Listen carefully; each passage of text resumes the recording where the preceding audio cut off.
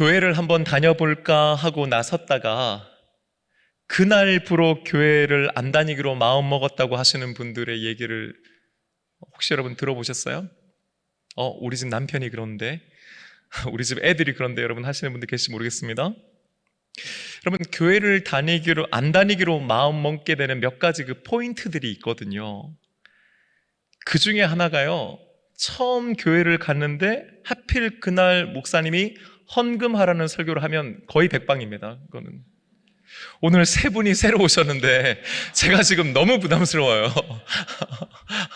세 분뿐만 아니라 아마 이게 정탐하러 오신 분들도 분명히 계실 텐데, 다른 거는 사실 어떻게 좀 이렇게 양해를 구하면 마음을 이렇게 돌이키시는데요. 돈 문제는 그렇지가 않더라고요. 그러니까 어렵게 교회 나왔는데 역시 교회 나오니까 돈 얘기하는구나. 아니면은 하여튼 목사놈들은 하나같이 도둑놈들이라 맨날 헌금하라는 얘기만 한다. 막 그렇게 생각하시는 분이 계실지 몰라요. 제가 목사인데도 대놓고 저한테 그런 얘기를 하시는 분도 계셨었어요. 반대로 어떤 분들은요, 우리 목사님은 참 그런 목사님들하고 달라. 우리 목사님은 헌금 얘기 안 해서 좋아. 네, 그래서 우리 교회 다녀. 제가 실제로 미국에 있을 때 목회할 때 저한테 그렇게 말씀하시는 성도님들이 계셨거든요. 혹시 오늘 세 분 말고도 혹시 우리 교회 처음 오신 분들 계세요? 어떡하죠? 오늘 헌금 얘기하는데. 근데 여러분 오해하지는 말아주세요. 제가 헌금 얘기를 잘 못하는 목사예요, 사실은. 제가 미국에서 13년 동안 목회하면서 제 기억이 맞다면 제가 헌금 설교를 딱 한 번 했거든요. 13년 동안에 한 번 했어요. 그나마 그 한 번도요, 그 해외 선교사님한테 선교비를 보내려고 제가 우리 성도님들께 그냥 정말 그냥 하소연하고, 그냥 구걸은 아니고요, 하여튼 읍소하면서 한번 설교했던 적은 한 번 있습니다. 만약에요, 오늘 그 교회 한번 와봤는데 여기도 역시 목사가 헌금 설교하네 하시는 분이 있으면요, 부탁드리는데 다음 주에 한 번만 꼭 더 와주세요. 다음 주에는 헌금 설교 안 할 테니까. 우리 성도님들 중에서도요, 혹시 오늘 설교 본문과 또 설교 제목 보시고 속으로 목사님 오신 지 얼마 안 되는데 벌써 헌금 얘기하네 하시는 분 계실지 모르겠어요. 아니면은 목사님 그렇게 안 받는데 헌금하라고 부담 주네, 강요하네 하는 분들 계실지도 모르겠습니다. 하지만 여러분, 부담 드리는 것도 아니고 강요하는 거 아닙니다. 여러분들이 어떤 분들인데요, 제가 부담 드린다고 해서 강요한다고 해서 여러분들을 하실 분들이 아니라는 거 제가 너무 잘 알고 있거든요. 여러분, 만만치 않은 분들이기 때문에 제가 뭐 설교 헌금하세요 한다고 해서 여러분들이 할 거라는 기대가 저에게는 없어요. 걱정하지 마세요. 그리고 1부, 2부 예배 드리고 나서 성도님들이 다 웃으면서 나가셨어요. 그러니까 마음에 부담 가지지 말으십시오. 그 헌금을요, 보니까 제대로 바르게 하시는 분들은요, 애초에 목사가 왜 헌금 가지고 저기 부담 주지, 강요하지, 그런 생각 자체를 안 하시더라고요. 그러니까 하시는 분들은 하세요, 늘. 근데요, 저는요, 그 헌금이라고 하는 것이 뭐 앞에서 헌금하세요 하고 부담 주고 강요한다고 해서 하는 거 아니라는 거 제가 너무 잘 알고 있고요. 오히려 헌금은 정말 하나님께서 은혜 주시면 하는 것 줄로 믿습니다. 그리고 엄밀하게 말하면요, 오늘 설교는 그러니까 여러분 헌금하세요가 아니라 도대체 우리가 왜 헌금을 하는 건가 하는 거예요. 그리고 우리는 어떻게 해야 되는 것인가, 즉 헌금의 의미에 대해서 여러분들과 함께 좀 살펴보려고 합니다. 신학교를 다닐 때요, 예배학이라고 하는 수업을 들었습니다. 그러니까 한 학기 동안에 말 그대로 예배에 대한 공부를 하는 거예요. 한 번은요, 그 수업을 듣고 있는 학생들 교회에, 자신이 출석하고 있는 교회에 주보를 다 가지고 오게 해서 그걸 서로 비교하게끔 했습니다. 왜냐하면 각 교회들마다 예배의 순서가 좀 다르잖아요, 그죠? 그래서 어떤 차이가 있나라고 하는 걸 좀 확인하기 위한 내용이었어요. 보니까요, 교회들마다 조금씩은 예배의 순서가 좀 다르더라고요. 어떤 교회는, 왜 여러분 그런 거 있잖아요, 교동문을 하는 교회가 있는데 어떤 교회는 교동문을 또 안 해요. 여러분, 우리 교회만 하더라도 2부 때는 죄의 고백을 하지만 3부 때는 따로 죄의 고백을 하지는 않죠. 이런 차이들이 있다는 걸 이제 발견하게 된 겁니다. 그러면서요, 각 교회들의 예배에 이런 차이 말고 공통적인 거, 어떤 교회든 요거는 꼭 하더라 하는 것들을 좀 뽑아내 봤거든요. 여러분, 뭘 것 같아요? 예배를 드리는데 전국에 있는 교회들이 그래도 이건 다 하더라. 그렇죠? 예를 들면 이런 거예요. 자, 이제 시간이 되었습니다. 다 함께 자리에서 일어나셔서 묵상기도 드림으로 예배를 시작하겠습니다. 뭐 이런 거 있잖아요. 아니면 예전엔 여러분 아세요? 종을 땅 타종했던 거 아세요?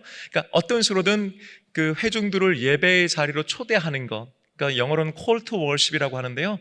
그러니까 예배로 부름, 이런 순서는 다 있죠. 찬양 당연히 들어가고요. 그렇죠? 그 다음에 성경 봉독도 들어갑니다. 그리고 설교 당연히 들어가고요. 그 다음에 헌금, 축도로 예배를 마치도록 하는 거죠. 그러니까 여러분, 방금 말씀드렸던 이 7가지 요소는요, 한국에 있는 모든 교회들이 다 포함하고 있는 예배 요소일 뿐만 아니고, 제가 미국에서 16년 살면서 다양한 외국인들, 다양한 인종의 교회들을 방문해 봤거든요. 뭐 라티노 교회든지 아니면은 뭐 블랙 처치, 흑인들이 다니는 교회든지, 여러분 다 똑같이요. 방금 말씀드렸던 것들은 다 예배에 들어가 있어요. 이게 뭘 의미하는 걸까요? 그러니까 이것들은요, 예배에 반드시 들어가야 되는 순서라는 거예요. 그리고 이것이 예배의 본질, 핵심적인 요소와 연결되어 있다는 것을 의미하는 겁니다. 다르게 말하면요, 방금 말씀드렸던 이런 내용들을 빼면은 그게 예배가 아니라는 거예요. 그 자체가 예배일 수 없다는 얘기입니다. 놀라운 것은요, 이 7가지의 예배의 핵심적인 요소 중에서 헌금이 들어가 있다는 거예요. 여러분, 설교가 없는 예배 상상이 안 되시죠? 당연히 찬양이 없는 예배는 예배일 수 없습니다. 여러분, 헌금이 없는 예배는 예배 아닙니다. 여러분 표정이 이렇게 안 좋아지실 줄 알았어요. 여러분 놀랍지 않으세요? 헌금이 없는 예배는 예배가 아닙니다. 여러분은 헌금이 이토록 예배에 있어서 중요하다는 것을 알고 계셨습니까? 오늘 본문은요, 헌금에 대해서 목사님들이 설교를 할 때 빠지지 않는 대표적인 성경 본문이라고 할 수 있습니다. 많은 목사님들이요, 지금까지 이 본문으로 설교를 하시면서 대략 이런 식으로 둘 중에 하나 이렇게 선택하셔서 이렇게 설교를 하시는 거예요. 첫 번째는 가난한 과부가 정말 없는 가운데서도 자신의 생활비의 전부를 하나님께 드렸다. 그러니 여러분들도 그 가난한 과부처럼 여러분의 모든 소유, 생활비를 다 하나님께 드려라. 이런 설교를 하시는 거죠. 그러면서 이 본문 통해서 혹시라도 좀 재정적인 물질적인 어려움이 있거나 가난해서 하나님께 드리고 싶지만 못 드시는 분들을 향해서 그 가난한 과부도 헌금했는데, 그렇게 드렸는데 왜 당신들은 안 합니까? 이런 식으로 헌금하도록 설교했다는 거죠. 반대로요, 가난한 과부보다도 훨씬 형편이 나은 성도들을 향해서는, 아니 가난한 과부도 자신의 모든 소유, 즉 생활비의 전부를 넣었는데 왜 당신들은 그 정도밖에 헌금 안 합니까? 그러니까 여러분 헌금 더 하세요 하고 은연중에 헌금을 좀 강조하기 위해서 이 본문을 사용했다는 겁니다. 제가 이렇게 얘기하는 이유는 뭘까요? 저는 그렇게 하지 않겠다는 걸 먼저 여러분들께 안심시켜드리기 위해서 하는 거겠죠? 그러니까 여러분 너무 긴장하지 마세요.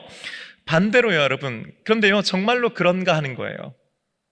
정말로 이 성경 본문이 가난한 사람들에게나 혹은 좀 넉넉한 사람들에게 헌금을 좀 더 걷기 위해서 그냥 헌금 강조하기 위한 설교의 본문인가 하는 거예요. 오늘 성경 본문은요, 예수님께서 헌금대에 앉으셨다라고 하는 것으로부터 시작됩니다. 성경학자들에 의하면요, 예루살렘 성전에는 모두 13개의 헌금대가 놓여 있었다고 말해요. 9개의 헌금대는요, 그 성전 세금을 내거나 혹은 우리가 마치 예배드리는 것처럼 그 희생 제사를 대신하여 드리는 예물을 담아드리는 헌금대였어요. 그리고 4개는요, 특별히 성전을 보수하거나 또 성전을 리모델링하기 위해서 드리는 예물을 그 4개의 헌금대에 특별히 모았습니다. 그러니까 우리가 지금은 예배 시간에만 딱 이렇게 헌금을 할 수 있도록 만들어 놓거나 혹은 어떤 교회들은 특별히 바구니를 이렇게 돌리기도 하잖아요. 그죠? 근데 그거와 달리 그 예루살렘 성전에는 13개의 헌금대가 딱 놓여 있어서 언제든지 자유롭게 가서 헌금할 수 있었다 이 말이에요. 예수님께서 헌금대 근처에 앉아 계시면서 헌금하는 사람들을 이렇게 쭉 지켜보시는 겁니다. 그런데요, 때마침 많은 부자들이 많은 헌금을 하는 걸 예수님이 보시는 거예요. 그런데요, 예수님께서 그거에 대해서는 이런 반구 말씀을 안 하세요. 그냥 지켜보시는 거죠. 근데 그때 한 여인이 헌금대로 다가가는 겁니다. 근데 그녀의 형색이 초라하기 그지 없어요. 삶의 무게와 고단함이 그냥 고스란히 그녀의 얼굴에 묻어 있는 겁니다. 게다가 성경은요, 예수님께서 단번에 그녀가 과부라고 하는 것을 알게 되셨다고 말씀하고 있습니다. 성경은요, 과부를 고아와 나그네와 함께 대표적인 사회적인 약자라고 증거하고 있거든요. 그도 그럴 것이 당시 여인들 같은 경우는 경제적인 활동을 할 수가 없었어요. 특별히 남편이 없는 과부의 경우는요, 경제적으로 무척 어려운 삶을 살 수밖에 없었던 겁니다. 사도행전을 보더라도요, 초대교회가 세워지고 난 다음에 제일 먼저 했던 사역 중에 하나가 그 가난한 과부들을 돕는 구제 사역이었다라고 하는 것을 우리가 알 수 있지 않습니까? 그런 가난한 과부가 지금 그 자신의 작고 초라한 손에 얼마를 들고 들어가 헌금대에 헌금을 드리는 거예요. 여러분 42절 말씀을 함께 읽어보겠습니다. 시작. 한 가난한 과부는 와서 두 렙돈 곧 한 고드란트를 넣는지라. 아멘. 쉽게 말하면요, 동전 2개를 넣었다 이 말이에요. 성경은 그것을 두 렙돈이라고 기록하고 있는데요, 렙돈이라고 하는 이 말 자체가 원래 작은이라고 하는 뜻을 가지고 있고, 실제로 이 렙돈이라고 하는 화폐 단위는요, 당시 그 팔레스타인 지역에서 통용되고 있던 화폐들 중에서 가장 그 작은 화폐 단위였다고 합니다. 그러니까 여러분, 두 렙돈 하니까 우리가 도대체 오늘날 우리의 화폐 가치로는 얼마인지 좀 이해가 안 되시죠? 아마 그때 당시 예수님 당시의 사람들도 그랬던 것 같아요. 그래서 성경은요, 두 렙돈 곧 한 고드란트라고 해서 부연 설명을 붙여놨어요. 그러니까 고드란트라고 하는 건 뭐냐면은 로마 제국에서 당시 통용되고 있던 제국의 화폐들 중에서 또 가장 작은 화폐 단위였어요. 자, 그런데 두 렙돈이 한 고드란트였다라고 하는 거죠. 여전히 여러분 이해가 잘 안 되시죠? 그래서 저도 이제 어떻게 할까 좀 고민을 해보니까 그나마 우리가 교회를 좀 다닌 우리들이 이해할 수 있는 화폐 단위가 달란트라는 게 있고, 그렇죠? 그 다음에 데나리온이라고 하는 것이 있지 않습니까? 그렇죠? 1데나리온이라고 하는 건 뭐냐면은 당시 그 지역 사람들이 하루 노동자들의 하루 품삯이었어요. 그러니까 하루 열심히 일하면 1데나리온을 주는 겁니다. 그런데요, 이 두 렙돈은 어느 정도냐면은 그 한 데나리온의 16분의 1이에요. 여러분들이 이런 표정을 지으실 줄 알았어요. 그래서 제가 나름 계산을 해봤거든요. 제가 우리나라 기준으로 근로기준법에 의거해서 우리나라가 하루 8시간 일하더라고요. 그리고 시급이 최오래까지는 10,000원이 안 되는 걸로 제가 알고 있어요. 그래서 오늘날 우리로 치면 하루 열심히 일해서 5,000원을 채 못 버는 거예요. 그게 두 렙돈이에요. 그리고 그 옛날에는 화폐 가치가 지금과는 뭐 비교할 수 없을 정도로 작았으니까 정말 그건 적은 금액이었지 않겠습니까?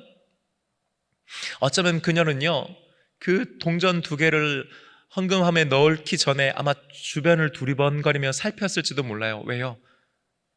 혹여라도 누가 보면 너무 창피할까봐 얼른 아마 헌금함에 집어넣었을지도 모릅니다.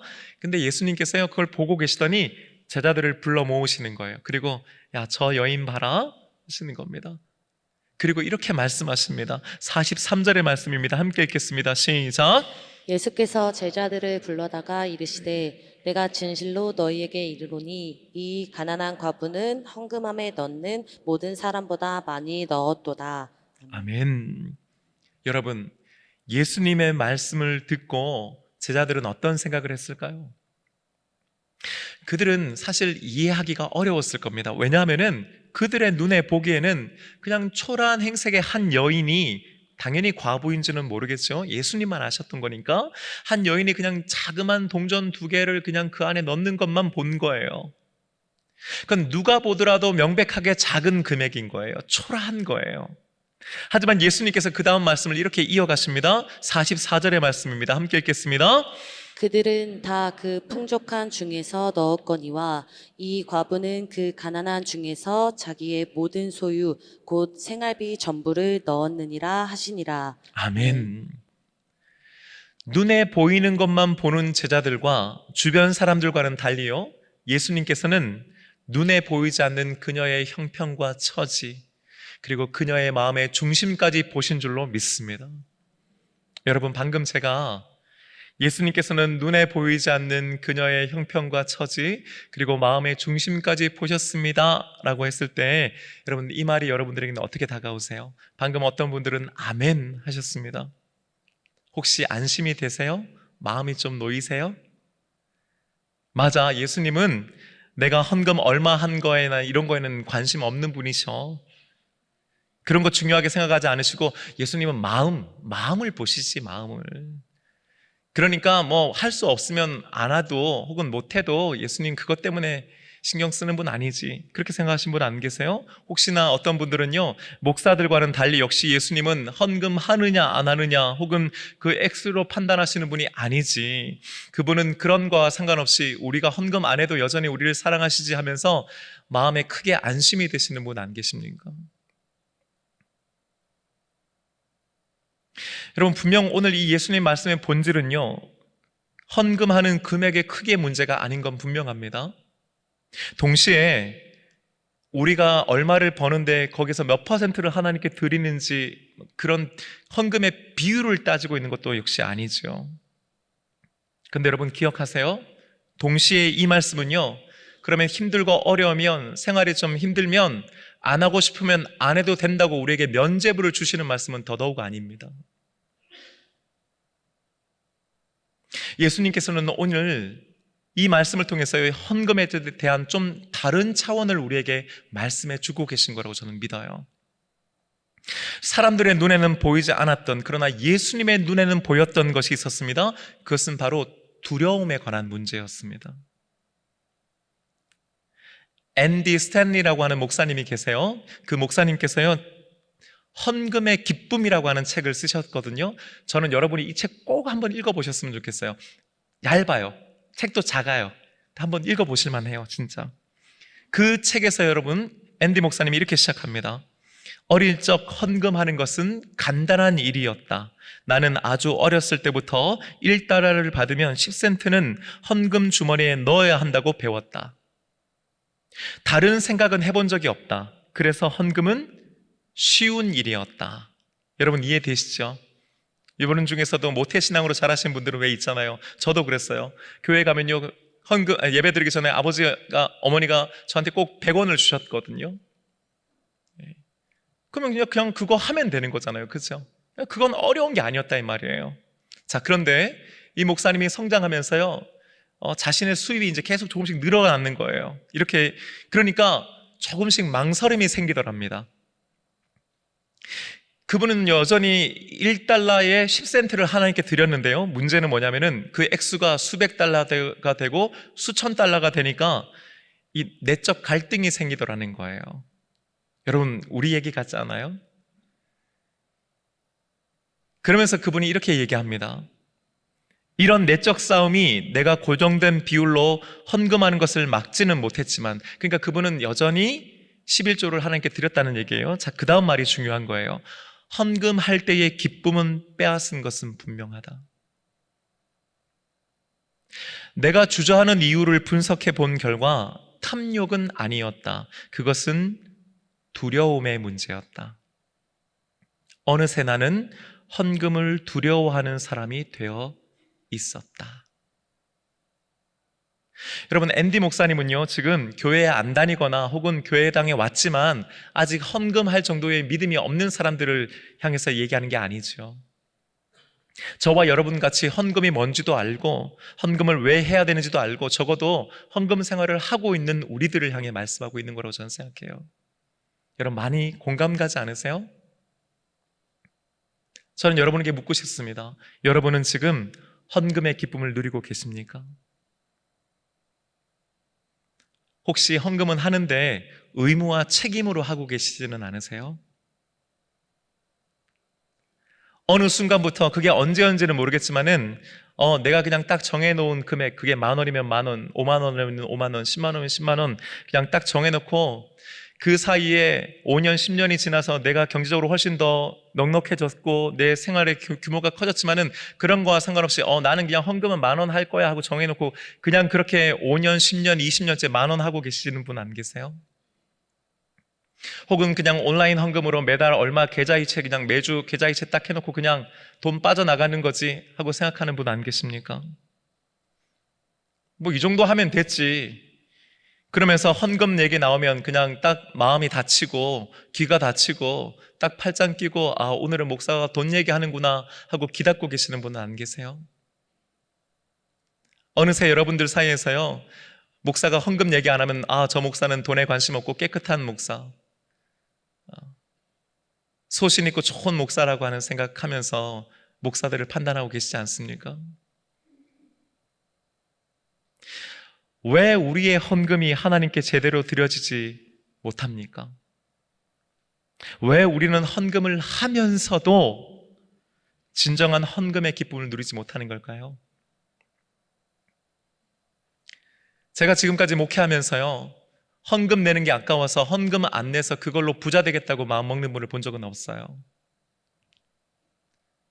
하지만요, 헌금하는 걸 두려워하는 분들은 꽤 많이 봤습니다. 저는 적어도요, 여러분들이 헌금을 아까워하시는 분이라고 생각하지는 않아요. 우리가 적어도 그 정도는 넘어섰다라고 저는 믿고 싶습니다. 문제의 본질은요, 우리의 욕심과 탐심이 아니라 두려움입니다. 수입이 많은 사람은 많은 사람대로요, 또 수입이 적은 사람은 적은 사람대로 우리 모두는 두려움이라는 걸 가지고 있죠. 그리고 그 두려움의 본질은 내일이 어떻게 될지 알 수 없다는 데 있다고 저는 생각합니다. 오늘은 이렇지만 내일 어떻게 될 줄 알고, 이런 마음들이죠. 오늘 본문 말씀 중에서요, 예수님께서 부자들에 대해서 말씀하신 것 중에서 우리가 좀 주목해 보아야 되는 부분이 있습니다. 44절 상반절은 이렇게 증거하고 있거든요. 그들은 다 그 풍족한 중에서 넣었거니와. 부자들은요, 일단 기본적으로 헌금을 할 수 있는 조건이 마련되어 있는 사람들이라 할 수 있죠. 그분들은 넉넉해요. 하나님께 어느 정도를 떼어서 드린다고 해도 그분들의 삶에 당장 지장이 있지는 않습니다. 물론 지장이 없는 선에서 드리기도 하겠고요. 문제는요, 그 풍족함이라고 하는 것이 항상 있는 것은 아니어서 두려움을 가지고 있다는 거예요. 여러분, 제가 지금까지 경험해 본 바로는요, 수입이 적은 분들만 가난에 대한 두려움이 있는 거 아니더라고요. 꽤 넉넉하고 잘 사는 분들도요, 물질에 대해서 여전히 늘 두려움을 가지고 계시더라고요. 아니, 어쩌면요, 상대적으로 더 큰 스트레스를 받고 있다는 걸 저는 경험했습니다. 왜냐하면요, 수입이 많으면요, 많은 걸 벌면요, 여러분, 그걸 유지하기 위해서 또한 많은 것들을 써야 하기 때문입니다. 풍족함은요, 그냥 유지되지 않습니다. 풍족함을 유지하기 위해서는 또 많은 돈을 써야 되고, 이 점을 두려움은 놓치지 않고 파고들어 들어오지요. 여러분, 한국의 재벌들을 한번 보실까요? 우리가 생각하기에 그들은요, 얼마나 돈이 많은 사람들입니까? 평생 써도요, 다 못 쓰고 죽을 만큼 많아요, 그들은요. 그런데 이상하지 않아요? 그들은 더 많은 돈을 벌기 위해서 편법과 탈법을 동원합니다. 모두를 얘기하는 건 아니에요.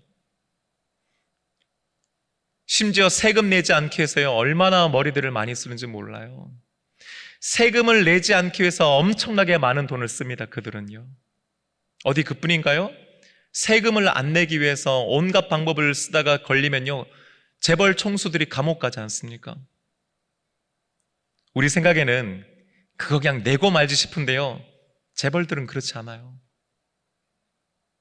어떻게 해서든지 돈을 모으려고 합니다.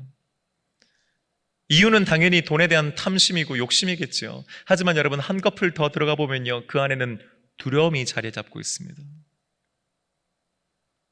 가지고 있는 것을 잘못하면 한순간에 다 잃을 수도 모른다는 두려움이 그들에게 있어요. 내가 이만큼 가지고 있는데 이걸 과연 앞으로 얼마만큼 유지할 수 있을까, 혹은 유지하지 못하면 어떡할까라고 하는 두려움들이 그들에게는 있습니다. 자신들이 만나는 부류들이 있고 어울리는 사람들이 있는데 거기에 못 끼면 어떻게 될까 하는 두려움들이 그들에게 있어요. 아무리 재물이 많은 사람이라 할지라도요, 내일에 대한 두려움을 가지고 있는 사람은 결코 풍족한 중에서 하나님께 드릴 수는 있겠지만은 결코 자신의 전부를 하나님께 드리는 그런 삶을 그들은 살지 못할 겁니다. 가난한 자들에겐 두려움이 없습니까? 아니죠. 가난한 자들에게도 당연히 두려움이 있지요. 오늘은 뭘 먹을지, 또 내일은 뭐를 입을지, 오늘은 근근히 어떻게 이렇게 버티고 살았는데 내일은 어떤 일이 혹시 터지지는 않을까 하는 두려움들이 있잖아요. 그냥 따뜻하게 생활하고 있는데 혹시라도 가족들 중에서 누가 아파가지고 병원비 목돈이 나가면 어떡할까라고 하는 두려움들이 우리에게 있지 않습니까? 부유한 사람들이 그 풍족함을 유지하기 위한 두려움이 있다면요, 가난한 자들에게는 어쩌면 인생 전부가 두려움 자체일지도 모릅니다. 생각해 보십시오. 예수님께서 말씀하신 그 가난한 과부라고 해서 달을 낳겠습니까? 그 가난한 과부에게 내일에 대한 두려움이 없었겠습니까? 그럼에도 불구하고 가진 것이라고는 그 동전 2개, 2렙돈밖에는 없었던 그녀가 자신의 전 재산이라고 할 수 있는 그 2렙돈을 주님의 헌금함에 드릴 수 있었던 이유는 뭘까요? 물론 그것은 하나님의 말씀 때문이었을 겁니다. 레위기 1장 말씀에 보면 여러분, 하나님께 나아가는 자는 그가 어떤 사람이든지 누구든지 간에 하나님께 가지고 바칠 예물을 가지고 나와야 한다고 말씀하고 있어요. 부자들은 부자에 걸맞는 예물을 하나님께 드려야 됩니다. 반대로 없는 사람들은 없는 사람에 걸맞도록 하나님 드릴 수 있도록 정해 주셨어요. 여러분, 여기서 중요한 건 뭔지 아세요? 아무리 가난하고 형편이 어렵더라 할지라도 빈손으로 하나님께 나아가지 않는다는 겁니다. 아마 이 가난한 과부는요, 그 레위기 말씀을 알고 있었던 거죠. 그리고 하나님께 나올 때에 비록 동전 2개에 불과했지만 그 렙돈 2개를 하나님께 드리고자 하는 마음과 믿음이 그녀에게 있었는 줄로 믿습니다. 무엇보다도요, 가난에 대한 두려움과 배고픔에 대한 염려와 불확실한 내일에 대한 불안에도 불구하고 하나님께서 먹이시고 입히실 것이라고 하는 믿음이 그녀에게 있었기 때문인 줄로 믿습니다. 비록 2개의 동전이지만은, 그러니까 나는 이거 없으면 나는 오늘 아무것도 못 먹어, 나 이거 없으면 오늘 굶어 죽어, 이거 없으면 나는 못 살아가 아니라, 내가 이것 아니어도 하나님께서 먹이셔, 이것 아니어도 하나님께서 나를 살리신다고 하는 믿음이 그녀에게 있었기 때문에 드릴 수 있었던 것인 줄로 믿습니다. 그러니 여러분, 그녀가 드린 것은요, 단순히 동전 2개의 물질, 돈이 아니고요, 그것은 바로 믿음이었습니다. 어떤 믿음입니까? 두려움보다 큰 믿음이요, 두려움을 이겨낸 믿음인 줄로 믿습니다. 사랑하는 여러분, 헌금을요, 찬양과 기도와 말씀과 더불어 예배의 본질 중 하나라고 제가 말씀드렸죠. 헌금이 없는 예배는 예배가 아니라고 제가 말씀드렸습니다. 그렇다면 도대체 헌금이 왜 이렇게 중요한 걸까요? 도대체 왜 우리는 예배 시간에 헌금을 하는 겁니까? 그리고 하나님께서는 이 헌금을 통해서 우리에게 뭘 말씀하고자 하는 걸까요? 헌금은요, 단순히 내 주머니에 있던 돈 몇 푼을 하나님께 건네드리는 것이 아닙니다, 여러분. 우리가 믿는 하나님은 거지가 아닙니다. 엄밀하게 말하면요, 하나님은 우리의 돈을 필요로 하시는 분이 아니십니다. 물론 여러분들의 헌금이요, 목회자들의 생활을 책임지고 또 교회를 운영하고 사역을 하는 데 쓰여지지요.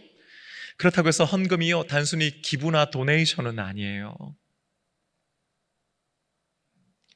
헌금은요, 하나님 앞에서 두려움을 이겨낸 믿음의 고백인 줄로 믿습니다.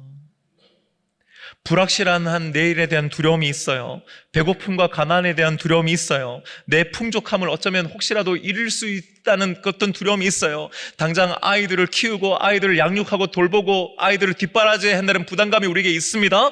하지만요, 그런 두려움들과 불안들을 이겨내고 내가 하나님께 이것을 드립니다라고 하는 믿음의 적극적인 표현인 줄로 믿습니다. 여러분, 하나님께서 내게 주신 것에 대한 감사로 하나님께 돌려드린다라는 의미도 있지만, 동시에 내 힘, 내 능력으로 사는 것이 아니고 하나님의 은혜로 삽니다. 내가 땀 흘려 일하고 있지만은 내가 일할 수 있도록 허락하시고 힘 주시고 능력 주신 분이 하나님이십니다라고 하는 것을 고백하는 것이 바로 헌금을 드리는 것으로 표현되는 것이란 말이죠. 살아가기 위해서는 물질이 필요합니다, 여러분. 그 물질을 얻기 위해서 우리는 최선을 다해 노력합니다. 하지만 궁극적으로 우리는 돈 때문에 사는 것이 아니고, 돈을 위해 사는 것이 아니라 하나님 때문에 살고 하나님의 은혜로 살고 하나님을 위해 살겠다고 고백하고 다짐하고 결단하는 시간이 바로 헌금 되기를 주님의 이름으로 축복합니다. 그러니 여러분, 헌금은요, 우리가 하나님께 우리의 돈을 털어 드리는 시간이 아니고요, 우리의 믿음을 드리는 시간이고 우리의 신앙의 고백을 드리는 시간인 줄로 믿습니다. 만일 여러분께서요, 지금 송진우 목사가 얘기하는 이 이야기를, 그리고 오늘 주님께서 하시는 이 말씀을 이해할 수 없다면, 아직 이 말씀에 아멘할 수 없다면 여러분, 헌금하지 마십시오. 여러분, 헌금 안 하셔도 됩니다. 여러분, 우리 교회가 그렇게 어렵지 않습니다. 그거 천 원, 2,000원 손에 잡히는 대로 해가지고 그냥 드리면서 맨날 교회 가면 헌금하라 하더라 그런 얘기 하지 마십시오. 여러분, 헌금 안 하셔도 됩니다. 아직 여러분이 믿음이 없으면, 여러분이 아직 헌금할 마음이 없으면 여러분, 헌금하지 마십시오.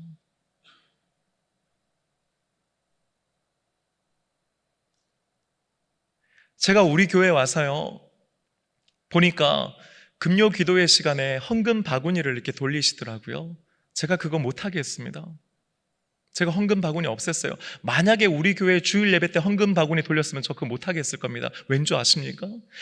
단 한 명이라도 남들 하는 것 때문에 손이 부끄러워가지고 나라도 뭐라도 해야 됐다 싶어서 넣는 그 한 사람이 전 싫기 때문이에요. 여러분, 그건 헌금이 아니에요. 그건 헌금에 대한 모독이고 하나님에 대한 모독입니다. 여러분, 왜 그렇게 헌금하십니까? 하지 마세요. 여러분, 믿음이 생기면 하십시오. 여러분이 정말로 하나님께 단돈 1,000원이라도 드리고 싶은 마음이 생길 때 여러분, 그때 하셔도 늦지 않습니다. 반대로 여러분, 오늘 이 말씀에 아멘 하신다면요, 맞습니다 목사님, 헌금은 그런 겁니다, 두려움을 이겨내고 믿음으로 고백하는 겁니다라고 여러분 동의하신다면 여러분, 우리 헌금 하십시다. 여러분, 제대로 바르게 하십시다. 생각해보면요, 우리가 헌금할 수 있을 만큼의 믿음이 있다는 게 여러분 감사하지 않습니까? 누가 강요하는 게 아니잖아요. 억지로 하는 게 아니잖아요. 여전히 삶은 빡빡하고 늘 언제나 내야 될 것, 사야 될 것, 써야 되는 것들이 많이 있음에도 불구하고 우리가 하나님께 헌금해야겠다는 마음을 먹는다는 게 여러분 놀랍지 않습니까? 그게 감사 아닙니까? 그래서 우리가 기쁘게 드리는 것 아닙니까? 저는요, 헌금에 대한 이런 기쁨의 마음을 잇는 성도들이 더 많아지게 되시기를 주님의 이름으로 축복합니다. 저는 우리 교회가 그런 교회 되기를 원합니다. 지금까지도 물론 그래 왔지만요, 앞으로도요, 이런 물질에 대한 믿음의 고백이 있고 헌금을 하나님께 바르게 제대로 드리는 성도들이 교회의 지도자와 리더가 되어야 한다고 저는 믿습니다. 여러분, 물질 가지고 헌금 가지고 하나님 앞에 장난치면 여러분, 그냥 교회의 리더나 지도자가 되기를 마음 먹지 마세요. 여러분, 그냥 그 마음 접으세요. 그냥 편하게 신앙생활 하세요.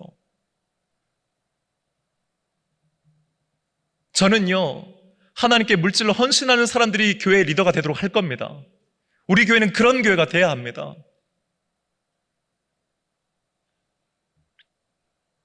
이 부의 성도들은 아멘 하셨는데 3부는 다들 긴장하시네요. 여러분, 정말 우리 헌금 잘해야 합니다. 여러분, 지금까지 어떻게 헌금해 오셨습니까? 혹시 늘 얼마를 할지 마음에 갈등이 있지는 않으셨습니까? 혹은요, 11조를 내야 되는데 혹은 11조에서 조금이라도 넘어갈까 봐 막 열심히 계산기 2번, 3번 확인하면서 드리지는 않으셨어요? 분명히 예전에 내가 처음 은혜 받았을 때는 하나님께 그냥 10,000원을 드리는 기쁨이 우리에게 있었거든요. 그런데 여러분 어떠세요? 지금도 여전히 하나님께 드림에 대한 마음의 기쁨이 있으세요? 은혜도 받고 신앙생활이 뭔지도 알고 나름 직분도 받았는데 이제는 그냥 늘 언제나 뭐 5년 전 10년에도 뭐 5만 원 하던 거 그냥 그 액수 해가지고 정해가지고 그냥 드리는 것으로 여러분 그냥 빠져나가는 거로 여러분 생각하면서 드리고 있지는 않으세요? 교회의 리더가 되고 지도자이면서도 하나님께 물질로 헌신하지 않은 채 그냥 그렇게 누구도 얘기하지 않고 누구도 보지 않으니까 그냥 자신이 할 수 있을 만큼 그냥 하면서 거기에 만족하고 계시진 않으세요? 헌금은요, 물질의 많고 크고 작고 적음의 문제 아닙니다. 오늘 예수님 말씀하신 것처럼 비율의 문제 아니에요. 두 렙돈을 믿음으로 드렸던 그 가난한 과비처럼요, 우리가 우리 안에 있는 그 삶의 무게와 두려움을 이겨내고 믿음으로 고백하고 승리하는 것이 헌금인 줄로 믿습니다. 여러분, 우리 그렇게 예물 드려야 합니다. 그리고 그렇게 드리면서 기뻐할 수 있어야 합니다. 저는 오늘 이 말씀 통해서 여러분들에게 헌금의 기쁨이 회복되시기를 주님의 이름으로 축복합니다. 우리 동선교회가요, 헌금 가지고 장난치지 않는 교회, 헌금으로 인해서 성도들의 마음이 시험 들지 않는 교회 되기를 주님의 이름으로 축복합니다. 하지만 여러분, 만약에 여러분에게 믿음이 있다면요, 여러분이 은혜가 있다면요, 하나님께 드리는 것을 기뻐하는 저와 여러분 되기를 소원합니다. 드리는 기쁨을 회복하게 되시기를 주님의 이름으로 축복합니다. 이제 우리 다 함께 자리에서 일어나셔서요, 이 찬양 여러분들과 함께 하기 원합니다.